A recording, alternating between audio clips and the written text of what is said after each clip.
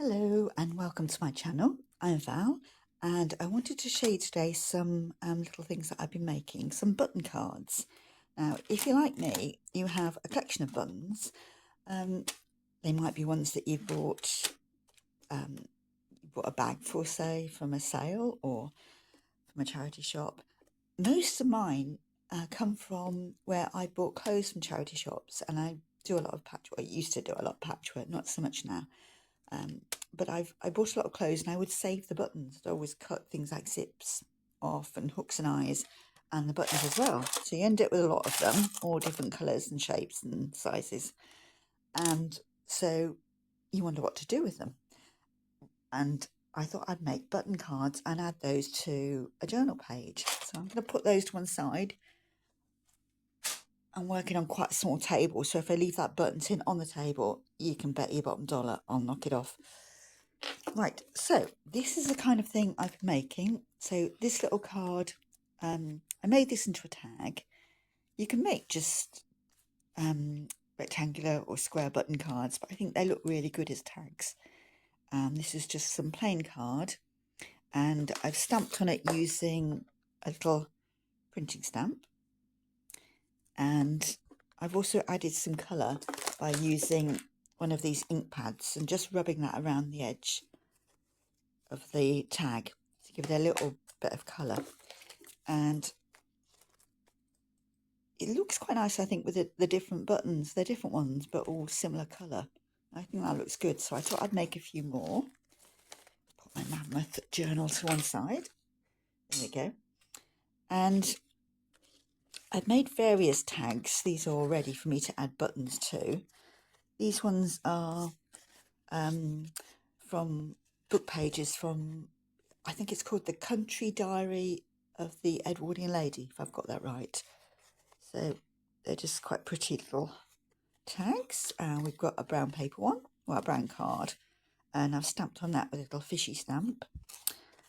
A map makes a really nice background. So all these are backgrounds for your buttons. So if you have plain buttons, you get added interest by having a colourful background.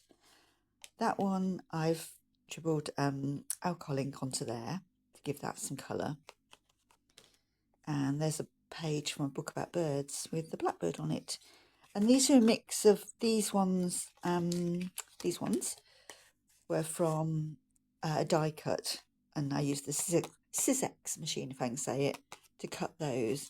And those are where I cut rectangles of card and then fed those into craft punch, which just punches out this shape at the top. Now, this is an example of one of my button cards, and that's just a tag that's covered with one of my gel prints. And you can see on the back, it's less pretty on the back, but then you're sticking it onto a journal page.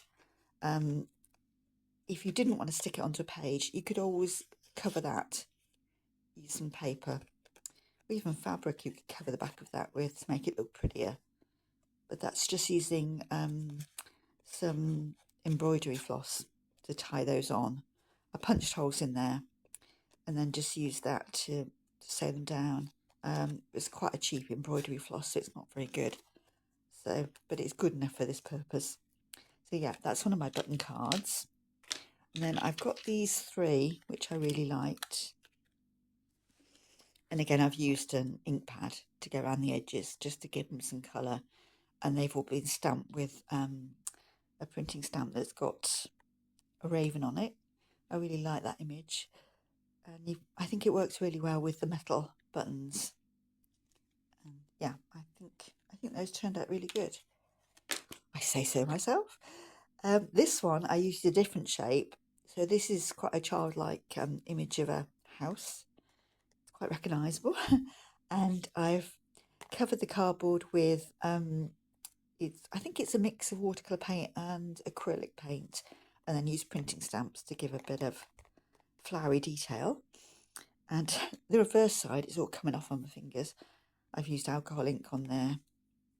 And there's more book page. And these buttons, I can't remember what garment they came from, but they would have been from something I bought in a charity shop, a piece of clothing that I cut up.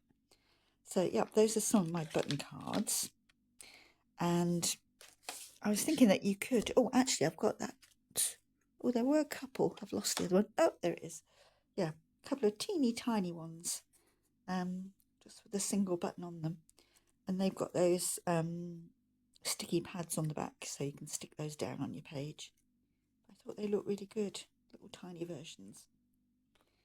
And I've got these as well, ready to go. So that's from a vintage birthday card. I thought that looked quite good. That's kind of a business card. Not that I am a business person, but you know what I mean. If you're a junk journaler, you can have fun with this because you can make your button cards out of packaging.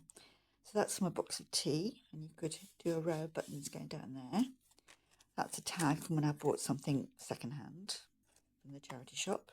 You could cover that, either use that as it is or cover it with something. That's from a bag of clementines that I bought, and that could have buttons sewn onto it. And you could use old photographs as well. That would look really nice if maybe you had a little row of white mother of pearl buttons down the side, little shirt buttons. I think that would look good. So you can use various things to make your button cards, and it's just a way of using them up so they don't stay in a tin out of sight, but you actually get the enjoyment of using them. And I mean, if you did them a little more neatly on the back than I have, you might be able to use them actually as a tag if you were giving someone a gift. That could look pretty. So I hope that was enjoyable. This alcohol ink gets everywhere. Anyway, thank you for watching, and maybe have a try at making some button cards yourself. Okay, thanks for your time. Bye-bye.